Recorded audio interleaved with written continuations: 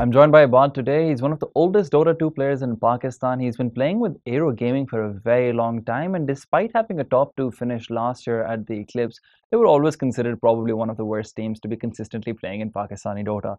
Despite that, he managed to get into what was then Shiraz's team, and one of the best teams in Pakistan, if not the best team, as known by many. And already you can see him blushing. But we're going to be discussing a bit about how he came in towards the Dota scene and how he grew in Dota as quickly as he did in the past year, I think. So, Ibad, you've been playing for a very long time, like I just implied in the introduction. I mean, I asked around a lot of people, even people who used to know you from old teams, but no one really knew how long it's been since you actually started playing. So, no one really had any stories for me because I wanted to tease you a little bit about that. But why don't you give me something to work with? How long have you been playing Dota? What are your earlier memories like in Dota? Dota actually started from me like back when I was 7 or 8. My brothers and my cousins used to go to this gaming cafe that was pretty close to our house. So they used to play Dota over there, and I wasn't sure like what they did there back then. So like I asked them to take me with them, but they never seemed to agree. So like after a few years, when I was 10 or 11, I actually got in finally, and I just sat there watched them play Dota, and eventually we got a PC. We started Dota, playing Dota 1 in our computer on our computer, and just started from there. I actually remember being like pretty bad at that time. Like I didn't know what I was doing. You were pretty bad for a long time. Yeah, So, how long has it been exactly then? I'd say 5 or 6 years, give or take, Okay, fair maybe enough. more. Fair enough. So, because we're talking about the past, why not get into it? So, you, as far as I remembered, were always in this team called Aero Gaming, and you were one of the founding members, if I'm not wrong. And back then, in like 2014 or so, when I first talked to you, and I think it was during the PK Dota inaugural days, but back then, you guys had this one captain who was really famous, and I can't exactly remember his name, but it was Bloody something. And he was always a bit of a character, and your entire team were generally known as some really fun kids to just talk to and maybe play party with, but no one wanted to play with you in an actual team. Can you tell me a bit about that team back then? The aero gaming actually started when I was playing this in-house league. I think it was started by Godlike Dota or something. Yeah. I was playing that in-house league, and I met Wave, who goes by Genesis these days. He basically invited me to this team with Demo and some other people. I don't remember right now, but like Demo was pretty good at that time, and I thought it was an opportunity for me to learn and get better. So I decided to join the team. But I wasn't the founding member by any means. Okay. So throughout the years, I've talked to a lot of players, and unfortunately, and maybe fortunately as well, most of them have been some of the bigger names for me because obviously my only exposure to the PK Dota scene was with casting, the finals, and things like that. So I ended up talking to a lot of bigger players. So they obviously had some really good experiences in the PK Dota community when it came to tournaments because there were things like the VIP culture and people would wait for them in lobbies and stuff like that before a match would actually start. And the rules didn't really seem to apply to them. But you weren't one of them, obviously. Like I keep coming back to this point. What was the experience like in Pakistani Dota for you? Back then, when I was playing, like just as a normal player, I wasn't like our team wasn't that big, so we would like wait a lot in the lobbies for like bigger teams, as you say.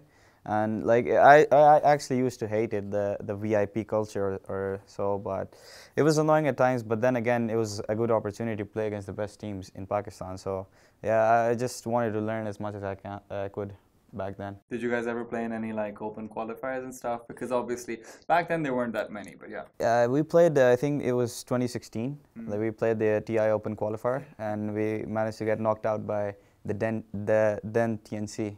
Well, at They least you got thrashed knocked us. out by someone good. Yeah. That's always something to be happy Well, they about. beat OG Yeah, in I the mean, TI6, absolutely.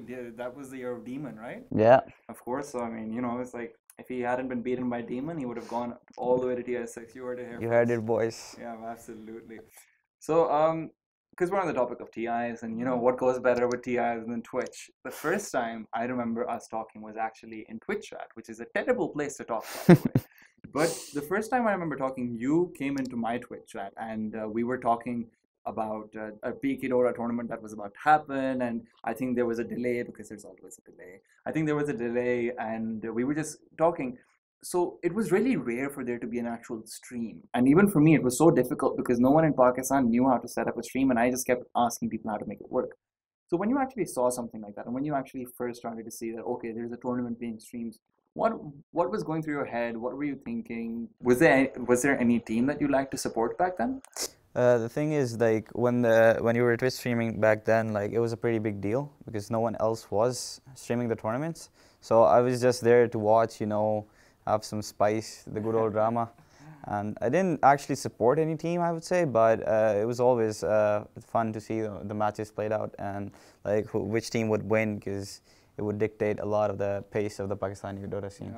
Yeah, it was always fun, especially because you had such a close affiliation to a lot of the people. Because I think that's what the best thing about the Pakistani Dota scene back then, and to some extent now as well, was that how easy it was to really reach out to players and talk to them and stuff like that. Yeah, the players are pretty open right now, but like some of the players also have their egos, so it's a win or lose situation. Well, I mean, I think egos come into every Dota player, not just Pakistani, but there's definitely a few of those. So, because we're on the topic of conversations, you're probably one of the most social players I've seen from Pakistan. So generally, unfortunately, because I've tried to take interviews before and things like that, generally people have a hard time talking to newer people and things like that, and it's understandable. I mean, if you're that good at Dota, you probably have to play 10 plus hours a day, and then a lot of your social development is going to be hindered. But somehow you've never had that issue. Is there any particular reason why? And do you think it might have helped you in your Dota career as well? I don't think I think it's just my personality, and I just think it has to do with that. But the confidence definitely helps because you're like you can perform better at the stage because like if you go to a LAN event and like uh, are not confident enough, so you're definitely gonna choke. And I remember like at Eclipse I was interviewing with you, and like I was pretty confident, and I was the captain as well. So I had to like put up this persona, of confidence, so my team doesn't choke or anything at the LAN. Were you actually feeling confident back then? Yeah, I was confident. I was definitely confident about getting second place, but like the back then Portal was definitely hard to beat, so we were looking forward to it. Okay, no. Did you guys put in any like maybe special preparation or stuff? Because you're playing against Shizzy, etc. Is there a way to put in special preparation if you're a team that's that much lower in terms of skill? Because you were. Yeah, definitely. I think preparation definitely has like some value there, but it all comes down to the skill in the end. Because like if we were even if we had a draft advantage, like they would just outplay us and outclass us. Because Dota is like there's strategy as well, but if the skills are the same, then there's strategy that comes into play. But if the skills are not the same, then there's like definitely a huge disadvantage to you. So I guess you just have to hone your skills more. So about communication and stuff. Since we're talking about confidence, something that I've noticed is that a lot of Pakistani players, like you mentioned, have egos. Now that becomes a problem because you put too many egos in a team and it explodes every single time. So this is something we were talking about earlier as well, about how Pakistani teams generally explode. They don't have two people leaving the roster and then two people coming in. They just finish. Yeah. Do you think you, as a social person, you who can talk to people, you who can have fun with people really easily, is that something that you add to the team? Can you be like the glue that brings the system together in both in the game and out of it? I'd like to think I am, but I'm not. I'm not really sure. I just try to be, the glue together that like just keeps the team. Because at the end of the day, like if you have bad blood with someone, you cannot really play with them in the team. So you need to figure out your differences and like be on the same page if you want to play in a team. Else there's disband. There's a lot of bad blood between players, so that's for sure. Yeah, Pakistani scene, man. What can I tell you about that? No, please do. Well, I think we can leave that for another time, though. So, moving forward, one of the major things that as GameBird wants to do is really highlight the stories of players, because there's a lot of very interesting stories. I mean, there's players who have been beaten up for Dota. There's players who had like very large fights with their family. They've had huge issues to be able to try and play Dota, and a lot of them have succeeded in a large capacity. But unfortunately, it becomes a little bit difficult for us to like draw those stories out, because like I mentioned before, it's hard to really get someone to sit down with you and have a conversation when they're not really willing to do something like that. So moving forward, for the scene to grow, Do you think that that's necessary for players to start really, trying to take themselves out of their shell so they can get exposure better? Yeah, I think a lot of the pros, I would say, in the Pakistani scene, they're like quite shy to open up about it and like give interviews and stuff and do the marketing stuff. So I think that definitely needs to change, and like they need to open up because it's really important. Because like at the end of the day, like if people don't have awareness about you, like the scene is not going to grow, and you're gonna be left with the same players and the same like community that you have. It's not going to grow. So I think it's quite important, and it's quite important for the organizers as well that they like focus on it and like make players do it. Do you think there's a way to actually make players do it though? Because like I remember at the LAN event itself, so I was behind you guys, and there had to be a couple of interviews taken, and always it seems to be like players are fighting. Like, no, I don't want to do the interview. You do the interview. No, I don't want to do it. You do it. Is there a way that organizers can, so to speak, force them? I guess you cannot force them, but like you can definitely encourage it and make the interview like a little friendlier, not formal, like casual interview Should stuff. I take off this coat? Yeah, man. I think Well, that I mean, would be it better. has the mic on it right now, so I can't really do that. But yeah, I think players need to open up more. Mm. Like they're just like the culture is like you just play the game, There's not much else to it. But Yeah. like if you do this kind of stuff, it's definitely going to help you. Because you need to like sometimes take a break. Yeah, absolutely. And I mean, if I'm not wrong, then a couple of players, it might have actually been Shiraz after he did an interview with Ghost of Gamers in 2017, and after that, he was getting messages from a couple of teams here and there as well, from outside of Pakistan as well. So it's a little bit also about just putting yourself out there, not just for Pakistanis, but for the world to see, right? Yeah, definitely. I think that you need to like get some kind of fame, to like actually so that the international organizations or the scouts actually like consider you or they get to know about you. So yeah, that definitely helps. Well, I mean, let's come back to you because I think the Pakistani scenes, there's a lot of that. There's very little few comparatively that is to be talked about, that is known actually, not to be talked about. As far as discoverability goes, because that's a little bit tangentially related to what we were discussing, discoverability is something you somehow are an absolute master at. I mean, you went from being in the Eclipse finals, and even there, people were saying, "Oh no, the only reason why they're here is because a lot of other good players aren't coming to Lahore and things like that. The old players from CC didn't want to play, didn't want to play. So people didn't really believe in your team even then, except for like a couple of few players and a caster or two back then, and a caster or two back then. So I encouraged Aeon back in the times of Exymus Blue to talk to you and try and recruit you into the team. So from there, you went to Exymus Gold as well, and you became part of the best Pakistani team in the country. You guys beat politicians in the Game Board LAN finals as well. So when it comes to discoverability, you're a pro. How exactly do you think that happened, and how exactly were you able to put yourself in a position where you could get that much better that quickly? Well, like back at Eclipse, I just wanted to make a team and play this tournament because I was like ready to play some tournaments like at LANs. I hadn't really played any LANs back then, and I was just trying to put myself out there, So we just played. It was a bunch of friends and some people I got to know online, and we just played. And after that, thanks to you, I met Aeon, and we had a really long chat, We discussed like about everything. So yeah, it was definitely quite easy to connect with him, and I just knew that I had to play with this guy. He just seemed really fun. What was it like? Because obviously, you knew him. He's a legend in Pakistan. Yeah. What was it like for you? Like, what was going through your head then? Okay, Aeon just messaged you on Steam saying, "You want to join my team?" Actually, it was like he messaged me, and I was like, oh, so like he wants to play with me, and it was a confidence boost for me. But at the same time, I was unsure, like what players are with him, what security do we have that this team is not gonna just disband like others, and like how good are we gonna be? So like when finally I connected with him and like we got to talking, I knew that like if I had to learn and get better as a player and as a person, I had to play in that team. Was there anything in particular you learned about Because you mentioned as a person as well, was there anything in particular that you learned that you want to maybe talk about?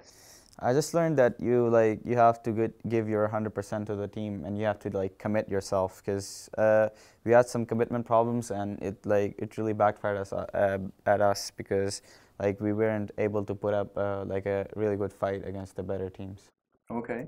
So, Aeon's a legend. Aeon's absolutely amazing. He's one of the best players Pakistan has ever seen. He's a close personal friend of mine as well. And there's a lot of good things you can say about him. Yeah. But at the end of the day, when you get down to it, there's a good reason why Hamza, that is Aeon, Hamza has never really properly made a team outside of his old Dota 1 friends, which were CCDIT, which had Papa Devil and Kate Upton and Lust, etc., etc. Why do you think that he, as such a prodigal player, has never been able to settle down with a team other than his close circle? And was that one of the reasons why problems came up in your team as well later on? I think it was just comfort level, because you're playing with your friends, you're comfortable with them, and the team play and the coordination just comes with it, But I think props to him that he gave another team, 4 people that were strange to him, a chance, and we meshed together to play the tournament. But I think friendship shouldn't really play a part. I was definitely hesitant when I was about to leave Aero Esports for Eximius Blue, that is with Aeon and co. But I think looking back, it was a great decision, because I was able to learn a lot from that experience. And what about Aeon and his style of play? Do you think there was any problems that might have contributed to him never being in a stable team for a long time? I think he was, if he commits to the game, really, then he can go a long way. But he has some commitments, some other commitments that he has to fulfill as well. So yeah, he definitely has potential, but there are some stuff that he needs to get over. Of course, I think he's still in school as well and everything. Yeah, dental school. Might be playing a major part of it. So Aeon wasn't the only major known player in your team. Sure, there were a couple of newbies, which were you, Faust, and Joker, who arguably a newbie to the Pakistani pro scene. But there was Konaka as well, and Konaka, who's probably the most famous for being Shiraz's replacement in Envy back when Shiraz left to go to Power Gaming. And the interesting thing about Konaka that I saw was, because I had never really seen him playing in a lot of matches before your team was made, and I was very interested in your team. So what I noticed about Konaka was that as a player, inside his pubs, he's fantastic. He knows great farming patterns. He knows exactly how to be able to get the most out of the map in a pub. But when it gets down to an actual official game or a scrim or something like that, it just seems like he's a completely different player. That individual skill is still there and you can see it, but it doesn't seem to work out for him. Do you think I'm right in my observations? Is there more to it? What do you think about that? I think I won't say you're right or not, but there's a little more complexion to it, The Konaka is a great player. Sometimes he's great, he knows how to play the game as a carry. But there's individual skill and team play. Those are 2 different things that you have to learn to deal with. But I think he may lack in the team department, but his individual skill is there. So if he can improve his team coordination and team social skills as well, coordinate better with his team, then he can definitely be a good player. Okay, so is there any one particular thing, if you had to tell Konaka that, all right, this is the one thing that if you can get this done, you're the best? Because he has a chance to be the best player, if not, or at least one of the best players in Pakistan without a doubt. Is there anything in particular that you could point out, or is it just an overall thing? I think it's just an overall thing, but then again, if I'd say to him that he can definitely get better if he communicates better. All right.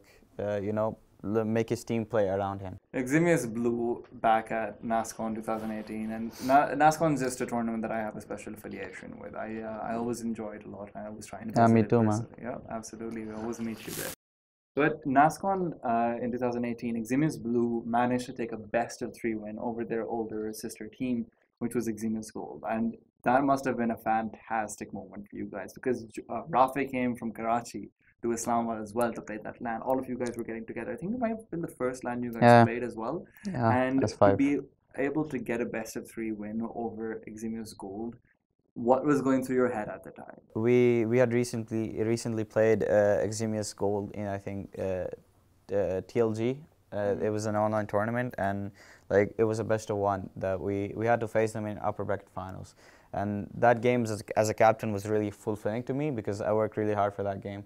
And like we were able to have some draft advantages and like in-game advantages that we exploited, and we managed to snag that game off. After that, I think we had their number in the upper bracket final at NASCON.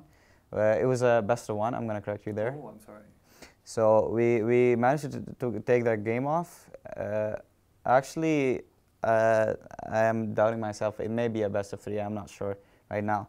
But we managed to take those games off on the back of some good performances from Aeon and Joker.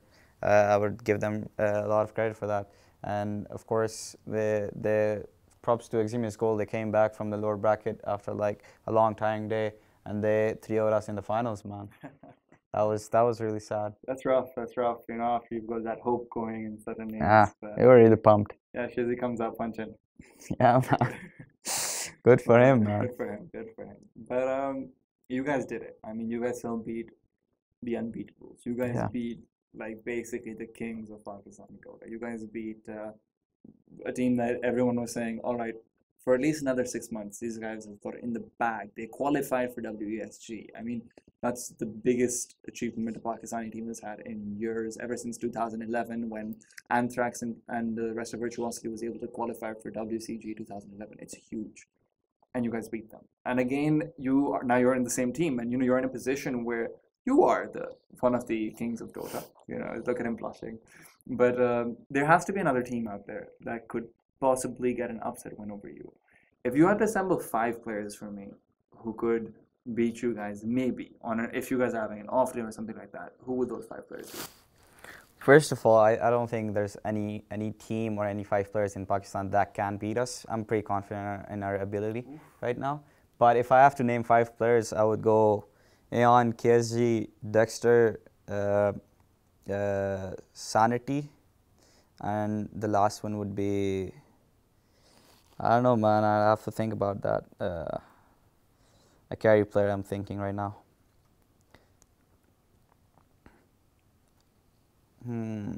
Hawkeye. I'm gonna go for Hawkeye. Yeah. All right, then no danger. Then none of what Shiraz said is the future of Pakistani Dota. I think Danger, like perhaps Danger at position 5, but I'm not. I haven't seen a lot of his games, so I cannot really talk about him. Is there any reason why these players aren't already playing together? I think there are ego clashes and like friendship issues and stuff that they need to get over if they have to like do something in the Pakistani scene or make a mark. Like there are new developments in the scene, and they're trying to like overcome that, and I hope they do, because at the end of the day I'm playing for the competition, man, and it's always good to be a good it's always good to have a good competition. So you're a little bit sad that you guys are unbeatable. Yeah. Kind of, but at the same time, we're playing against C teams right now, so it's good, man. It brings you back down. Yeah, not really, man. We're doing good. Really, that's great to know. All right, so as I mentioned earlier, Hamza was a player who was very hesitant to leave CCDET. He had a very close circle of friends around him, and when he was trying to recruit you into Eximius Blue as well, you were similar, because you had this Aero Gaming team who you'd really risen up with, and they were a very close circle of friends around you.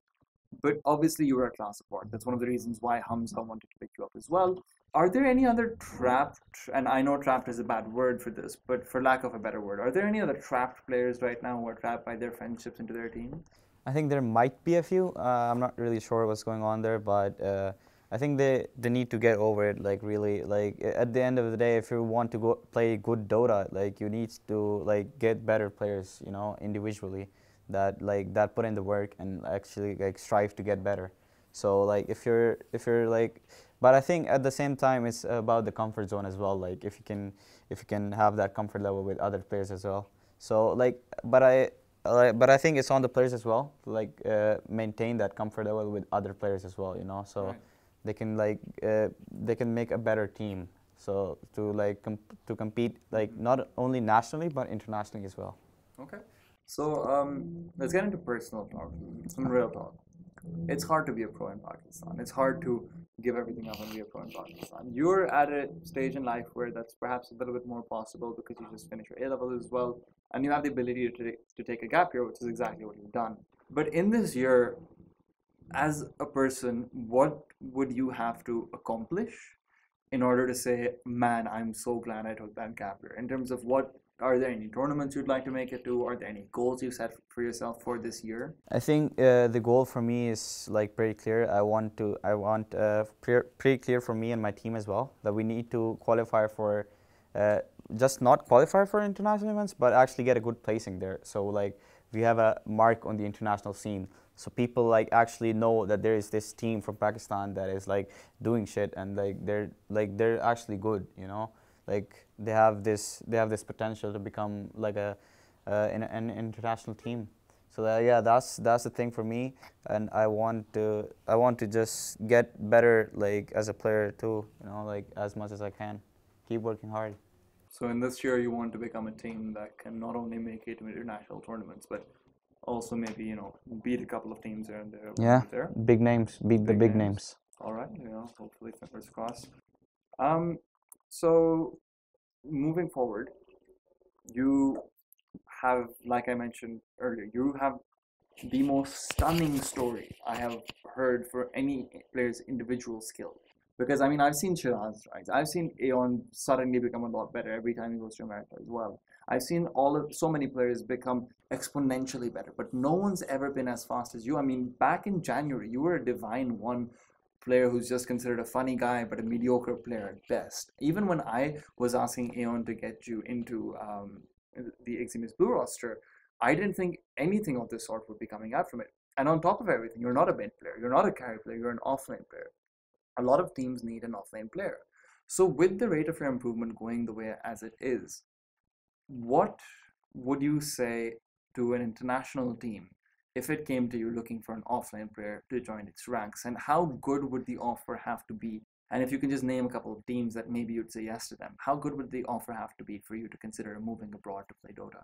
I think the offer has to be darn good, because like right now I'm pretty confident with my team that we can like beat the tier 1, tier 2, tier 3 teams. So it definitely has to be tier 1, tier 1.5 that I have to like actually consider, you know, that it's actually that I'm gonna have a future with, and I'm gonna learn more as a player, and like definitely get better, and hopefully make it to TI. Hopefully make it to TI, and that's the dream, isn't it? It always is, man. Always the dream.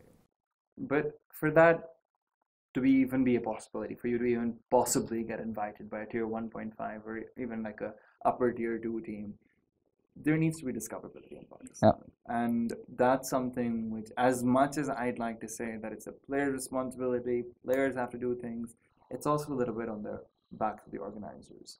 And you know, as GameBird, we're trying to come in and we're trying to give everything we can possibly give towards the Pakistani players to allow them to thrive, be it here, be it abroad. We want to make it possible for them to pursue the TI dream, even if it's in the form of Sumail or if it's in the form of, you know, you guys with your entire 5 players. What do you think GameBird can do? I think GameBird has to like up their game a little notch. So like they make player profiles. They make like content beyond just the game. They make like they make stories about the players and like conduct like these interviews, which is a great start, honestly. So like this, what initially it does is it creates more awareness like throughout the scene, and more like internationally even. So they need to up their like social media game, like definitely get in more viewers that way. I think that will be like way easier and way better, actually. Okay. Have you liked the narrative pieces we're doing? Yep, man, they're great. Okay. Had to get Especially if you put a line or two for me, man. I see. This is the kind of media engagement we need, guys. Players of Pakistan, you know what to do. Come to us, give us your statements. That's what we want. But since we're on the topic of GameBird, I want you to give me a best case scenario that by the end of 2019, which is next year, so in about a year and a half, for you, what's the best case scenario that GameBird has managed to accomplish this much? So like GameBird has managed to set up this many tournaments, or you know, has managed to provide this to players. Is there anything that you would love to have gotten in a year and a half? I think what GameBird needs to do is like just do a couple more events, like spread awareness through that, and like just like have a better marketing strategy for that, like have more social media viewership and stuff. So like it engages more viewers and more fellow players that actually come into the game and like watch, because spectating is more important, you know. So yeah, it definitely needs to be that. I think the supporting a team or two like that has the potential to go international would be great as well. Now that should be interesting to see. Hopefully, we'll keep that in mind. But Hopefully. we're reaching the end of the interview. Yep. And there's one thing that I've always been curious about, because you, like I said, the diversity in your career is astronomical. So, what's your favorite memory been playing Dota in a team environment across your many, many, many years of playing? I think it will have to be the Tech League Gaming win that we had over Eximius Gold, because we just came from a rough loss against Portal in the group stage, and nobody believed in us. Like I was pretty down as well, but I kept myself up. I just keep motivating my team, and like I told them that we managed to like really work hard after that loss. We like watched the replays, we watched what was happening wrong, we discussed our draft strategy, and we discussed everything basically. And like we watched Eximius Gold's game, and we just knew what we had to do in that game. We just like picked the heroes that we were comfortable with, and we forced them into like I wouldn't say a corner, but like some stuff that they weren't used to technically.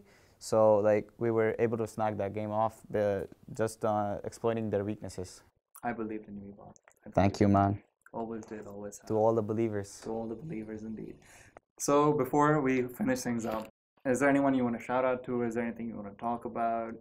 Just look at the camera, look at me, look wherever you want to, and tell me what's going on. I'd just like to shout out to my team. Thanks for believing in me. I was supposed to switch from position 4 to offlane, and they believed in me. They gave me a chance, and shout out to them. Shout out to my new sponsor. Shout out to my family and my friends. That's it. #Team Ibad. Thank you so much, Ibad. Thank you so much.